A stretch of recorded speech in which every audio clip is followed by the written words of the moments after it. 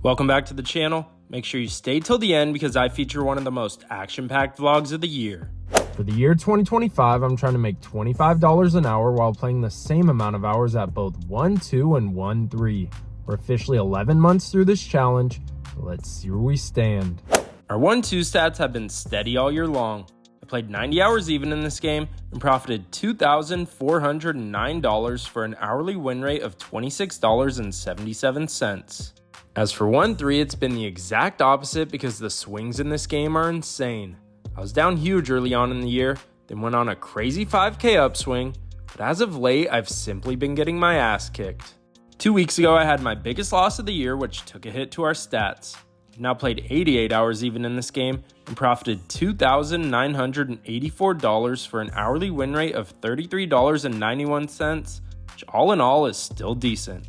If we combine all these numbers, I've now played 178 hours of live poker in 2025 and profited $5,393 for an hourly win rate of $30.30. A little too close for comfort, so let's try and increase the profits by heading out to the nicest card room in Northern California, which is none other than Stone's Gambling Hall.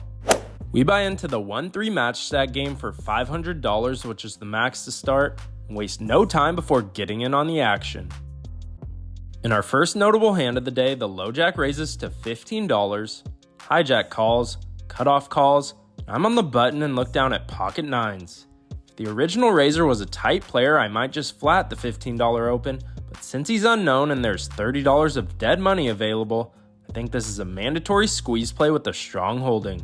So I raise the price of poker to $60. When it folds back to the original raiser, he doesn't think 60 is enough, goes all in for 200 total, which I hated to see. He's probably not doing this with pocket eights or worse, so he either has a pair that has us crushed or ace king. I was expecting the other two players to fold, but now the hijack cold calls the $200, which caught me way off guard. He just called $15 pre-flop to a late position open, and now called for $200 with me still left to act. It's hard for me to imagine he didn't 3-bet 10s plus or ace queen and ace king, so I actually think I'm ahead of him the majority of the time. Since the low jack has only $200 in his stack and the hijack has us covered, the only play is to go all in and play for the hijack's money. He's obviously never folding, so he puts in the call. There's now $600 in the main pot and $570 in the side pot. I roll over my hand like I always do when I'm all in, and we're off to see a run out. Flop isn't the best when it rolls out Jack 8 deuce rainbow, giving us second pair. Turn seems safe in the 6 of spades, and river pairs the board in the 6 of clubs. I'm hoping both players somehow have ace high and I could scoop in this massive pot. But the low jack shows pocket 10s, which barely has us beat. The hijack stares at the board and tosses his hand in the muck, which I love to see. So after all the craziness of this hand, we end up profiting $80, which I'll take any day of the week.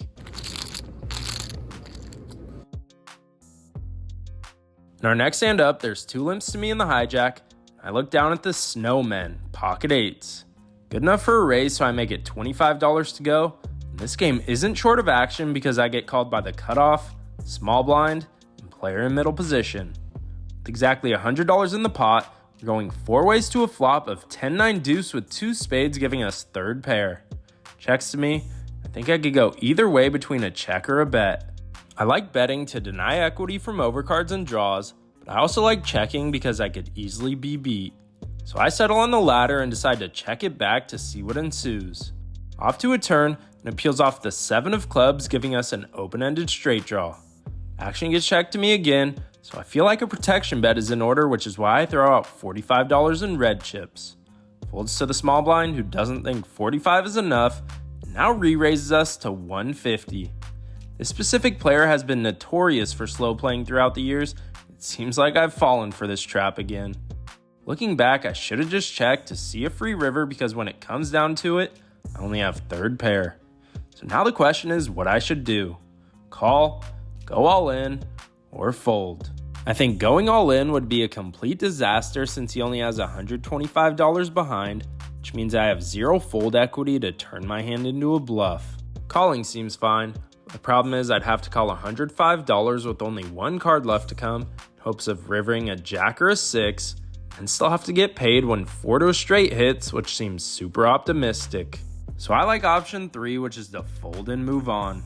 Turn check raises are almost always super strong.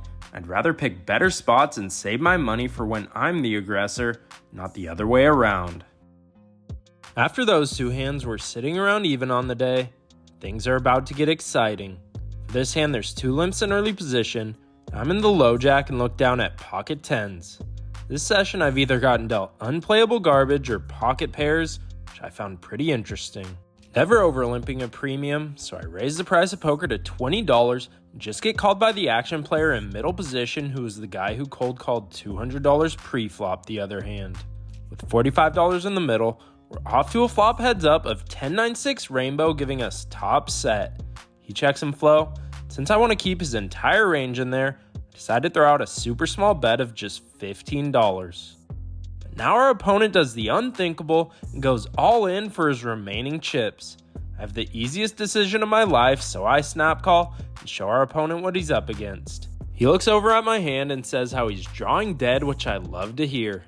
No bad beat story's gonna happen this hand, because the run out is irrelevant and we scoop in the easiest pot of our lives.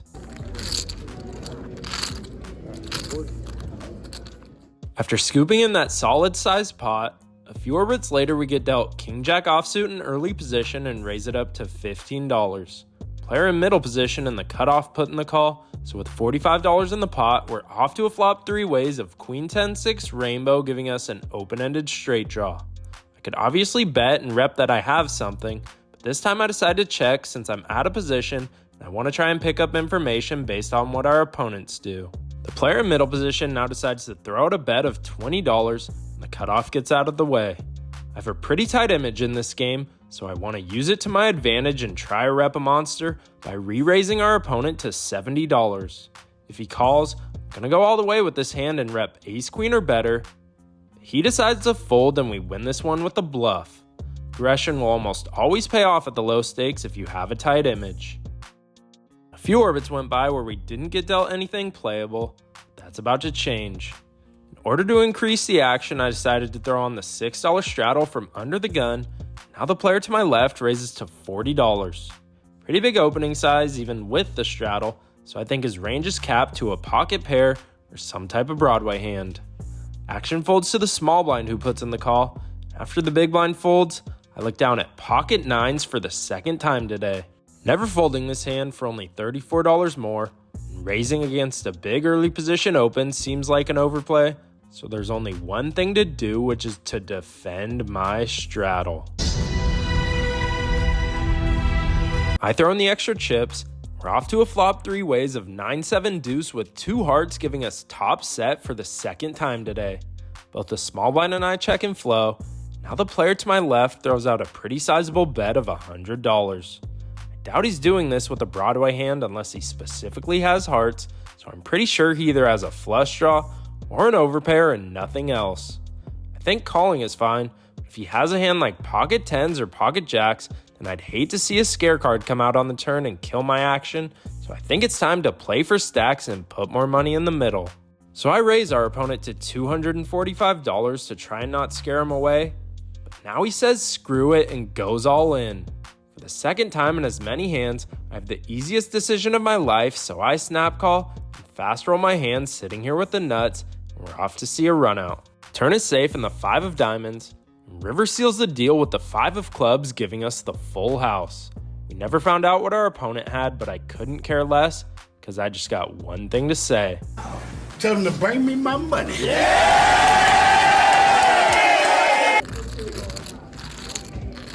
After winning that amazing hand, I decided to do my favorite thing in poker, which is to turn these boring $5 red chips into vibrant $25 green ones.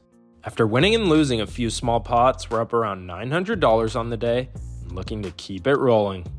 Next hand up, there's a limp from under the gun, cutoff raises to $12, button calls, small blind calls, and I'm in the big blind and look down at 40% of a royal flush and queen 10 of spades.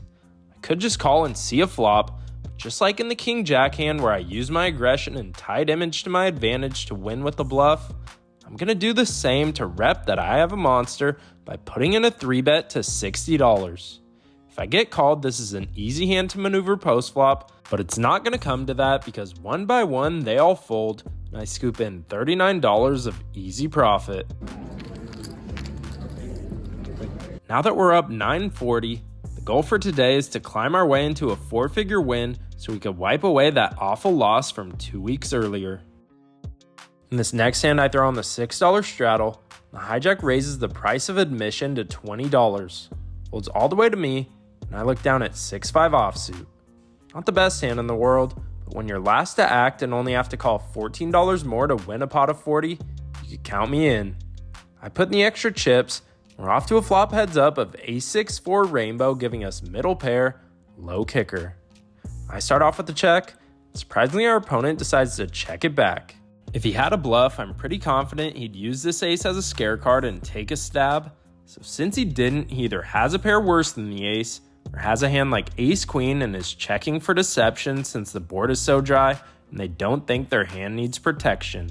Now we're off to a turn and it peels off the beautiful 5 of spades, giving us a pretty sneaky 2 pair. Since we determined he's not bluffing and has some type of showdown value, it's time to start building up this pot. I throw out a bet of $30 to which he calls pretty quickly, increasing this pot to $100 even. Since he didn't raise, I'm confident my 2 pair is ahead, so now we're off to a river, which is basically overkill when it rolls out the 6 of hearts, giving us another full house. Never checking to allow him to check back a hand like pocket queens, so my goal is to bet a size targeting a hand like ace-10 or a non-believing pair, which is why I settled on a bet of $75. Our opponent doesn't snap fold, which is a great sign because he has something of value like we expected, so now we're just hoping for a call.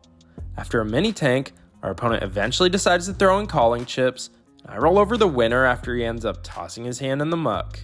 Feels amazing to defend my straddle with a subpar hand and win a decent sized pot to get our profit into 4 figures. We played for a bit longer, but nothing vlog-worthy happened, so let's get to the outro. Let's just say that's one hell of a way to start off the month of December. In for the original 500, and out for $16.23 for a massive $1,123 win. For day 2, we decided to hop in the 1-2 game and buy in for the max of $300. Unlike day 1, we got off to a slow start and found ourselves down around $55 before our first interesting hand of the day. For this one, I try to bring the action by throwing on the $4 straddle and see the hijack open to $10. Small blind calls, big blind calls, and I'm next to act and look down at king 10 of spades.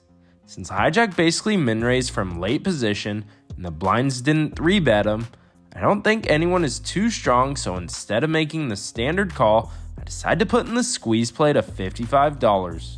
If I get called, I have a very easy hand to play post-flop with, but it won't come to that because one by one, everyone folds and we take down $30 of dead money with aggression.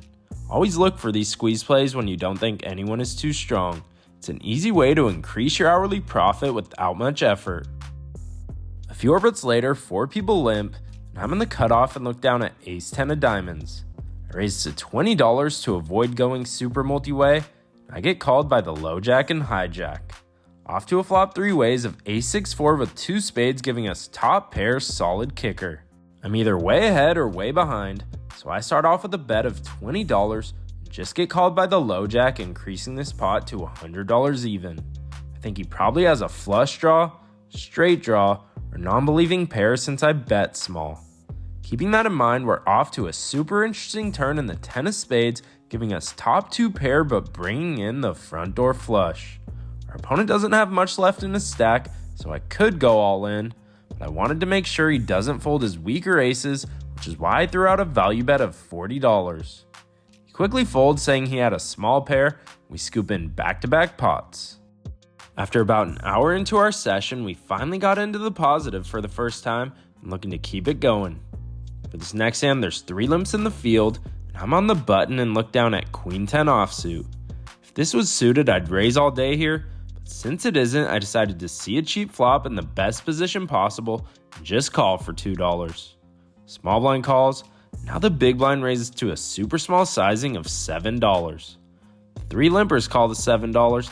I wanted to put in a massive squeeze since I didn't think anyone was strong, I decided my line wouldn't make any sense after limping on the button pre-flop, so I just call the extra $5, and so does the small blind, so we're off to a flop 6 ways. With $45 in the pot, the flop rolls out Jack 10-8 with 2 hearts, giving us middle pair and a gut shot straight draw.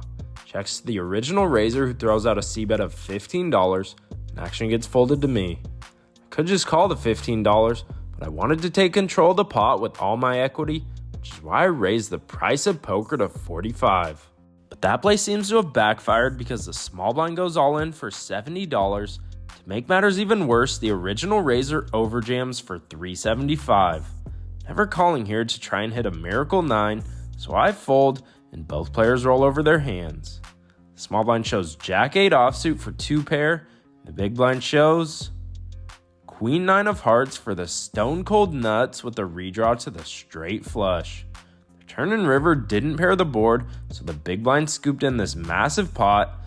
I'm just glad they let me off the hook by raising on the flop and allowing me to escape with minimal damage. For this one, under the gun limps, I look down at ace queen offsuit and raise it up to $10. I get calls from the small blind and limper, so we're going 3 ways to an amazing flop of queen 7 deuce rainbow, giving us top pair, top kicker. They check it over. I throw out a super small bet of $5 to try and string them along with their entire range, since I have this board pretty locked up. Both players call. We're off to a 6 of hearts turn, which shouldn't change too much unless someone shows up with 6-7. Checks to me again. Since stacks aren't that deep, I don't need to bet too big, so I throw out another small value bet of $15 and just get called by the small blind. Off to a river hoping for a blank, but it peels off the 8 of hearts, bringing in the backdoor flush and possible 2 pair combos. Since our opponent doesn't have much left in his stack, I still plan on going all in, but he does all the work for us by putting in the rest of his chips. I obviously snap call and he shows Queen 9 offsuit, which we have dominated. Feels nice to get some back after that shitty play with Queen 10 offsuit and get back above the even mark again. In this next one, middle position opens the action to $15. It folds to me on the button and I look down at King Queen of hearts. Since he raised so big with no straddle, I have a feeling he's pretty strong, which is why I decided to just proceed with the call instead of raising. Everyone else gets out of the way, so we're off to a flop heads up of Queen 10-9 with 2 hearts, giving us top pair, a flush draw, and a gut shot. Our opponent starts off with a bet of $15. With so much equity, I could obviously put in a raise, but I decided to just call in hopes of keeping all his bluffs and weaker hands in there since I don't need protection. With $60 in the pot, we're off to a turn which peels off the 7 of diamonds. Our opponent continues the aggression with a bet of $35. At this point, I think a raise would be an overplay because I'd fold out all his bluffs and only get called by better. So I just flat the $35, increasing this pot to $130. We're off to an amazing river and the queen of clubs giving us trips. He now slows down and checks, which is what I figured he'd do with most of his range. So now my goal is to target pocket jacks, pocket kings, and pocket aces, hoping he thinks I missed a flush draw, which I technically did. So I settle on a value bet of $75, but he quickly folds, saying how he had ace jack and missed his draw.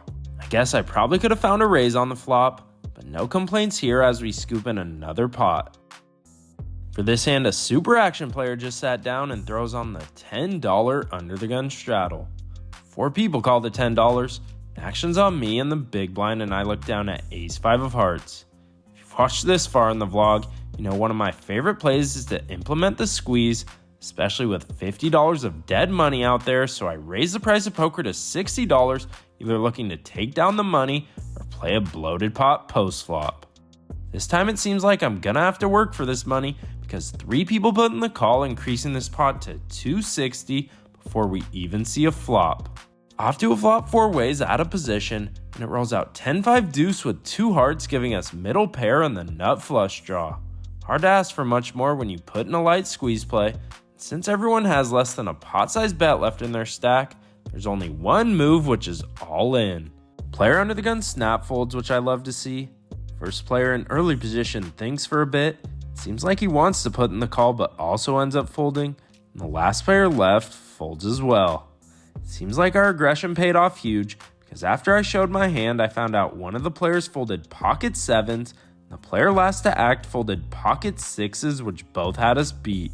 Even if I didn't flop a pair plus flush draw, I still would have gone all in on most flops because I have so much fold equity being the pre-flop aggressor, while these guys' ranges are super capped since they would have raised all their good hands pre-flop. We're now in a great spot since we're up over $275.